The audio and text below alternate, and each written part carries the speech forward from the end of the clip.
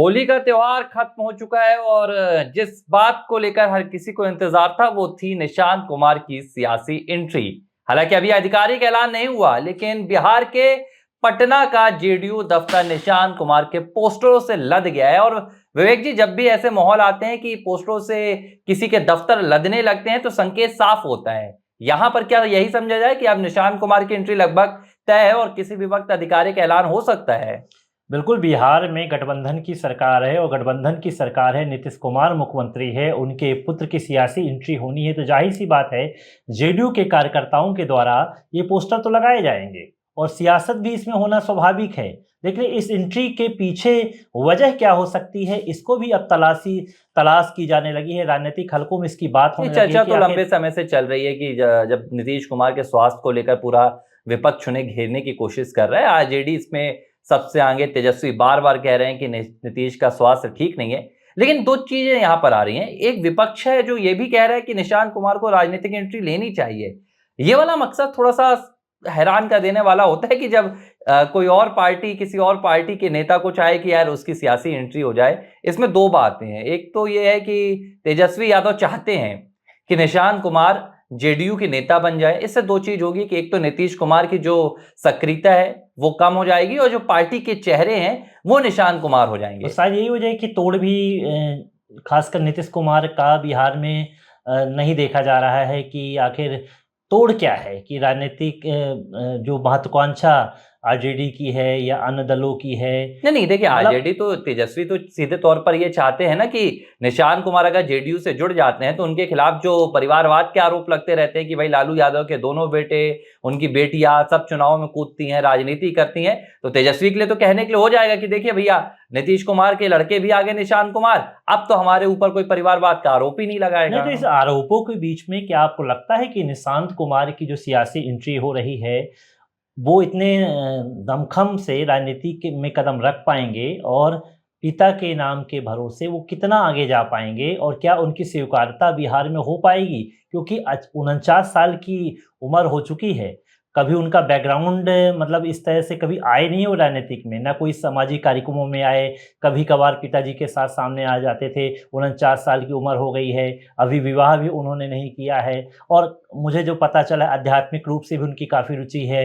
हरे राम, हरे कृष्णों के भजन वो सुनते हैं। मतलब जो पिता की जो एक परिपाटी थी, जब वो पिता इंजीनियरिंग करने के बाद जब वो खाली बैठे थे, कहीं जॉब की तलाश में थे, तमाम चीज़ों पे, तो उस समय भी वो आध्यात्मिकता की ओर गए थे और यही पुत्र के साथ भी हो रहा है कि अब जब राजनीति में बात आ रही है तो उसके पहले जो उनका जो पूरा बैकग्राउंड देखा जा रहा है कि आध्यात्मिक बैकग्राउंड देखा जा रहा है, तो एक छवि जो अच्छी होती है, एक जो बेहतर छवि होती है, उसी बेहतर छवि के ज़रिए क्या निशांत कुमार सियासी एंट्री लेने जा रहे हैं और क्या सियासी एंट्री में ये जो चुनाव होने वाले हैं विधानसभा के, उसमें दमखम वो दिखा पाएँगे? क्या किसी एक विधानसभा सीट से, जो कि एक सुरक्षित देखिए, सीट भी हो सकती है, एक वहाँ क्या बात उतरेंगे वो? जो यहाँ पर बार-बार परेशान कर रही है और जिस पर चर्चा हो रही है, लेकिन मुझे लगता है होनी नहीं चाहिए। जब भी निशांत कुमार की हम राजनीतिक एंट्री की बात कर रहे हैं, तो हम उन्हें एक उत्तराधिकारी के तौर पे भी देख रहे हैं, जो शायद एक जल्दबाजी हो सकती है। देखिए, नीतीश कुमार के बेटे हैं निशांत कुमार, ये एक बात ठीक है। लेकिन अगर निशांत कुमार जेडीयू से जुड़ते हैं, तो ये क्यों कहा जा रहा है कि भाई बस निशांत कुमार की जेडीयू में एंट्री और नीतीश कुमार की विदाई? देखिए, लालू प्रसाद यादव आज भी सक्रिय हैं, हालांकि वो चुनावी उससे दूर हैं क्योंकि उनके जो तमाम मामले और सारी चीजें थी, उनकी छवि थी।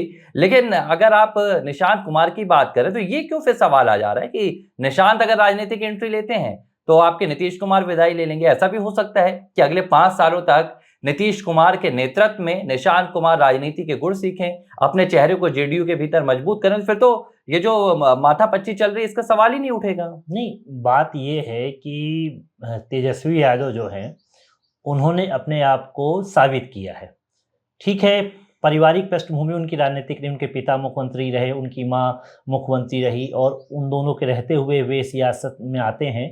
लेकिन आप ये देखिए कि उन्होंने दमखम के साथ चुनाव लड़ा और बिल्कुल नज़दीकी, सत्ता के नज़दीकी, मतलब एक ऐसा माहौल भी बना था कि एक तरफ़ा एक बार में ही वो सत्ता अपने बलबूते पे बना सकते हैं। हालाँकि कुछ सीटें कम पड़ी, उसके बाद उन्हें गठबंधन करना पड़ा, उसमें वो डिप्टी सीएम भी रहे। ये तमाम चीज़ें निकल कर सामने आई। लेकिन जो उन्होंने बिहार में रोज़गार के लिए बात कही, उस तमाम उनकी परिपक्वता नजर आई, और शायद वो रोजगार की तलाश में जो बिहार के लोग जो बाहर की ओर निकलते हैं, तो स्थानीय जो लोगों को कहा कि हम बिहार में ही आपको रोजगार देंगे, उन बातों से इत्तेफाक किया। और उसके बाद जो वोट बैंक था, जो आरजेडी था, उसका बहुत तेजी से बढ़ा। तो सीएम फेस के रूप में भी उनको देखे जाने लगा। ये भी कहा जाने लगा कि नीतीश कुमार अलग होकर इनको मुख्यमंत्री बना सकते हैं। वो जब गठबंधन था तब था। हालांकि सियासी सब जानते हैं कि नीतीश कुमार पाला बदलने में माहिर हैं, और उन्होंने गठबंधन तोड़ा, उसके बाद फिर बीजेपी के साथ वो सामने आ गए। तो ये स्थिरता तो वहां पर राजनीतिक रूप से नहीं रही लंबे अरसे तक। लेकिन ये भी आप मान लीजिए कि नीतीश कुमार जिस तरह से परिपक्व राजनेता हैं, समय देखते हुए भांपते हैं और क्या दिशा चल रही है, कहीं ये भी हो सकता है कि वो यहाँ पर सेंट्रल की राजनीति में चले जाएं। हालांकि मुझे नहीं लगता है कि सीधी सा निशांत कुमार आएंगे और मुख्यमंत्री बन जाएंगे। मेरा वही कहना ये है पॉसिबिलिटी तो मुझे नहीं लगती, क्योंकि तेजस्वी यादव ने बनाया है। तेजस्वी यादव जो समय दे रहे हैं, उन्होंने बनाया है, लंबे समय तक उन्होंने काम किया है वहां पर। उसके बाद ये एक युवा नेता के रूप में उनकी पहचान हुई, उन्होंने कनेक्टिविटी की है। सबसे ज्यादा आपको भी पता है कि युवा ही वहां से बाहर निकलते, उन्हों को कनेक्ट किया। और वो फिर अब जब सरकार नहीं तो कहते भी कि मैं तो उसके नजदीक पहुंच गया था, लेकिन नीतीश कुमार ने पाला बदल दिया। तो अब अगला एजेंडा भी यही होगा कि भैया आप फुल मेजॉरिटी की सरकार हमें दीजिए, तो हम जो वादे किए थे हम उसको पूर्ण करेंगे। तो अब निशांत कुमार आ सकते हैं, लेकिन आप भी जानते हैं कि निशांत कुमार की हमने भी वाक्य शैली नहीं देखी, वो कैसा बोलते ये नहीं देखा, उनकी राजनीतिक परिपक्वता हमने नहीं देखी। तो अचानक तेवर हमने देख लिए हैं। निशांत कुमार ने प्रधानमंत्री नरेंद्र मोदी के 23 फरवरी को हुए भागलपुर दौरे के बाद जब उन्होंने खुलकर ये कहा कि अब भाजपा को नीतीश कुमार को मुख्यमंत्री का चेहरा अगले चुनाव के लिए घोषित कर देना चाहिए, तेवर दिख गए उनके कि अगर निशांत कुमार की राजनीतिक एंट्री होती है तो बिहार में जो तेजस्वी युवाओं के बीच अपनी आक्रामक और जोशीली शैली के लिए जाने जाते हैं, वो टक्कर निशांत कुमार दे सकते हैं। हो सकता है कि निशांत कुमार को ये कहने के लिए कहा गया हो पीछे से कि आप ऐसा करिए, क्योंकि कोई भी राजनीतिक बयान जो दिया जाता है उसके पीछे भविष्य की मंशा होती है। नीतीश कुमार के कहने पर निशांत कुमार ने ऐसा बोला हो, बिल्कुल। क्योंकि अभी मैं पॉलिटिकल जो पंडित हैं उन्होंने भी कोई ज़्यादा उनकी संभावनाएं बताई नहीं है। देखिए हाँ, पोस्टर बाजी जो हो रही है और बिहार करे पुकार, निशांत कुमार का स्वागत, ये तमाम चीज़ें जो निकल के आती है, तो उसमें ये तो लग रहा है कि जेडीयू के राष्ट्रीय कार्यालय के बाहर अगर इस तरह के पोस्टर लगते हैं तो जाहिर सी बात है कि एमएलए के लिए तो ऐसा नहीं है। बिल्कुल बिल्कुल, मतलब दूर की बात है, ये तो डिप्टी सीएम के लिए लेके आएंगे या फिर मुख्यमंत्री को प्रेरित करेंगे और कह देंगे कि भाई हमारा बच्चा है, हम बहुत परिपक्व है, और अगर सब कुछ बेहतर रहा तो फिर मोल भाव भी शुरू हो जाएगा। ये तो आप जानते हैं। हो सकता है कि संगठन के रूप में, गठबंधन के रूप में नीतीश कुमार ही चुनाव लड़ें, और उसके बाद जब फेस हो तो फेस की बात वो बदल दें और उस पर फिर मोल भाव शुरू कर दें। ये तमाम भी होती। कौन सा ऐसा पिता है जो नहीं चाहेगा कि उसका पुत्र बढ़े? देखिए लेकिन ये यहाँ पर देखने वाली बात होगी कि जेडीयू के साथ भारतीय जनता पार्टी भी है, और फिलहाल भारतीय जनता पार्टी जेडीयू से ज्यादा सीटों पर है। अब यहाँ पर एक चीज जो आपको समझनी होगी, भारतीय जनता पार्टी कभी किसी नेता को पैराशूट से मुख्यमंत्री नहीं बनाती है।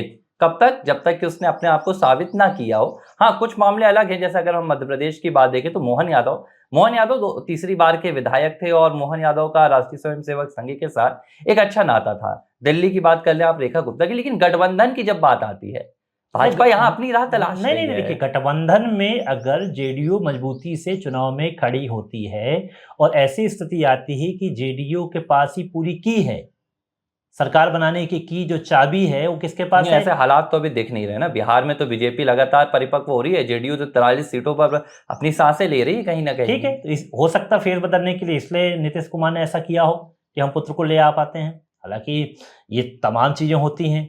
अब आपने जैसे हम बयान किया, आपने बात किया कि वो अपने पिता के लिए सीधे खड़े हो गए। जो पिता के लिए कह सकता है कि उम्मीदवार घोषित कर देना चाहिए, तो वो जनता के लिए भी खड़ा हो सकता है। तमाम मुद्दे होते हैं, कोई छवि खराब तो है नहीं। जो राजनीतिक व्यक्ति आए ही ना हो, न कभी एंट्री न किया हो, वो अचानक आएगा। स्वीकारता धीरे धीरे कार्यकर्ताओं में हो भी जाती है, और हर एक दल में एक नए लीडर की तलाश होती है। हो सकता जो उन्होंने अपने पिता से सीखा हो उसी को लेकर वो आगे बढ़े, तो इससे इनकार तो नहीं किया जा सकता। हमने देखा है सब कैलाश विजयवर्गीय जैसे तो नहीं हो सकते कि जब कैलाश विजयवर्गीय को चुनाव लड़ने के लिए कहा गया विधायक का, तो उन्होंने आकाश विजयवर्गीय की टिकट कटवा दी। टिकट क्या कटवा दी?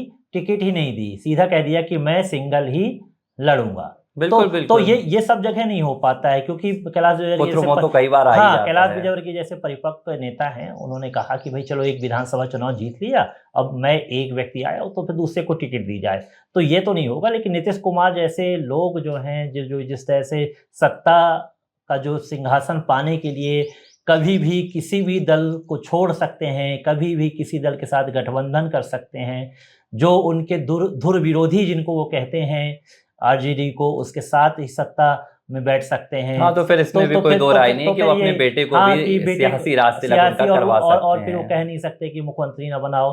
हो सकता है वो सेंट्रल में चले जाएं और कहें कि आप इनको डिप्टी सीएम बना दो। और मैं तो बता रहा हूँ कि मैं देख रहा था कोई सुरक्षित सीट की तलाश भी की जा रही है, जहाँ पर जेडीयू का दमखम रहा, वहाँ से चुनाव भी लड़ा जाए। तो स्वाभाविक सी बात है कि विधायक के लिए वो चुनाव तो नहीं लड़ेंगे निशांत कुमार मुख्यमंत्री के। और हमने देखा भी है कि मंत्री तो बने, हमारे यहाँ भी मध्य प्रदेश में ऐसे कई उदाहरण हैं, छत्तीसगढ़ में कई उदाहरण हैं, नाम लेना मैं उचित नहीं समझता परिवारवाद पे। तो सब जगह पर इस तरह की बातें आई हैं, और कहाँ नहीं है। मध्य प्रदेश में क्या राजनीतिक नहीं है क्या? हमारे यहाँ शिवराज सिंह चौहान के एक जो पुत्र हैं, क्या वो हाँ राजनीति बिल्कुल, में वो तो लगातार अभी उन्होंने बुधनी में जब उपचुनाव हुआ, हाँ, चुनाव तो प्रचार नहीं करते क्या? अभियान भी चलाया, अभियान भी तो चलाए हैं। वो हो सकता है वो भी आए अगले बार में, क्योंकि शिवराज सिंह चौहान इतने परिपक्व नेता है कि सीधे टिकट देने की बात नहीं करते। वो कहते हैं कि पहले आप जमीन पर परिपक्वता जाइए। दिखाओ, जमीनी मजबूती होगी तो सत्ता सरकार जो है या जो पार्टी है आपको स्वयं आगे लाएगी। यही बात मैं बिहार के परिप्रेक्ष्य में भी कह रहा हूँ कि हंगामा मचा हुआ है, क्योंकि लोग जो है निशांत कुमार को वो सीधे तौर पर नीतीश कुमार के उत्तराधिकारी के तौर पर देख रहे हैं। लेकिन जरूरी तो नहीं है कि निशांत कुमार के राजनीतिक उत्तराधिकारी बनने में समय लगता है। आप सीधे आएंगे राजनीति में और देखिए बहुत लंबा कार्यकाल रहा है नीतीश कुमार का, इतना लंबा कार्यकाल, इतनी परिपक्वता, किन किन प्रधानमंत्रियों के साथ उन्होंने काम किया है, इतनी परिपक्वता शायद दूसरे राजनेता में देखने को न मिल पाए। इसलिए सीधा कह देना कि पुत्र उनकी उत्तराधिकारी बन जाएगा, ऐसा संभव नहीं होता, बहुत कठिन होता है। चाहे वो बॉलीवुड हो, चाहे राजनीतिक जो वो हो, सब पिता जैसे नहीं बन सकते। हाँ, पिता के नक्शे कदम पर जरूर चल सकते हैं।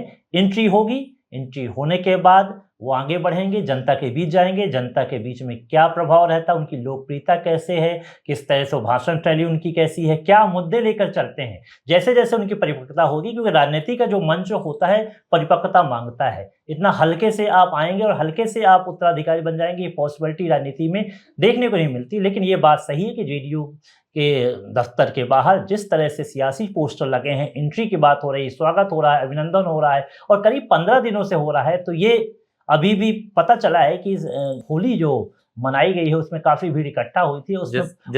जिसमें पुत्र देखे भी गए हैं, कार्यकर्ताओं के बीच देखे भी गए हैं, हालांकि अभी पब्लिकली नहीं आई है, लेकिन वहां भीड़ तो काफी बंगले में लगी थी। तो ये माना जा रहा है कि ये एंट्री तो है, एंट्री तो हो चुकी है।